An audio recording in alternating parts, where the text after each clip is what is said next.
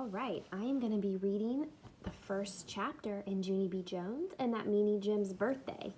Look at Junie B. Jones's face in that. She looks like she might be pouting a little bit and she's upset. I have permission to read this from Lee and Low Books. Chapter 1.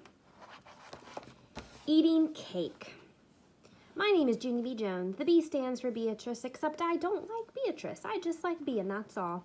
B is my bestest letter, on account of my favorite food starts with that guy. Its name is birthday cake. We had that delicious stuff at school today. That's because Polly Allen Puffer turned 6 years old, and his mother brought chocolate cake, and chocolate ice cream, and chocolate milk to room 9. So there's Polly Allen Puffer and all the birthday cake. She's a chocolate nut, I think. The party was very fun, except for Polly Allen Puffer got all wound up, and he put cake on his head, and then he laughed till milk came out of his nose. That's called nose milk, I told my bestest friend named Lucille. Lucille is a little lady.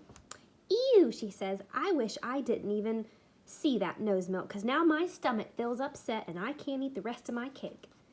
Me too, I said. Now I can't eat the rest of my cake too, and so I will throw both our cakes in the trash can.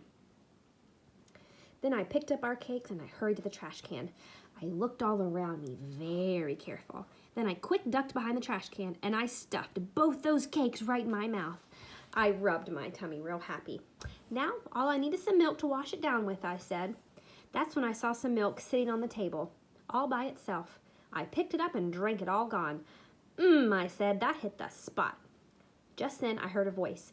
Junie B. Jones, why are you out of your seat? It was my teacher. Her name is Mrs. She has another name too, but I just like Mrs. and that's all. Mrs. has eyes like a hawk. What are you doing over there, she asked me. I'm sharing people's cake and milk, I explained, except they aren't actually here at the moment. Mrs. rolled her eyes way back in her head. I smiled very sweet. Guess what? When I have my birthday party, I'm going to bring cake and milk too. Plus also, I might bring a beanie weenie casserole, because that will be a nice change of pace, I think. Just then, I skipped over to Polly Allen Puffer's mother. Excellent cake, madame. My compliments to the chef, I said. Then me and her did a high five. Only, she didn't actually put her hand out, and so I mostly just slapped her on her arm. After that, I skipped back to my seat.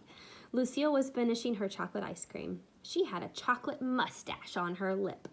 I did a frown at her. Lucille, I am surprised at you, I said. You are not eating that ice cream like a little lady, and so I will show you how. Then I quick dipped my spoon into Lucille's ice cream. See how I'm taking dainty bites of this stuff? Only just then, a dainty bite of chocolate ice cream spilled off my spoon and it plopped onto Lucille's lap. She jumped out of her chair. Oh no, she hollered. Now look what you did. You spilled ice cream on my brand new dress and my Nana just bought it for me all the way from New York City and it cost $95 plus tax. Mrs. hurried up to my table and she had a wet sponge to clean Lucille's dress. No, don't, said Lucille. You can't put water on this because this dress is made of satin and satin is dry clean only. Mrs. made angry eyes at me. I did a gulp. Ooh. Who knew? I said real soft. Then I put my head down on the table and I covered up with my arms because that is called laying low. And laying low is what you do if you know what's good for you. So there's, you can see the picture. There's Junie B. and Lucille getting upset. And there's Mrs. running to the rescue. So that was chapter 1. So chapter 2 for tomorrow is called Tapping on That Jim's Head. So I wonder what's going to happen.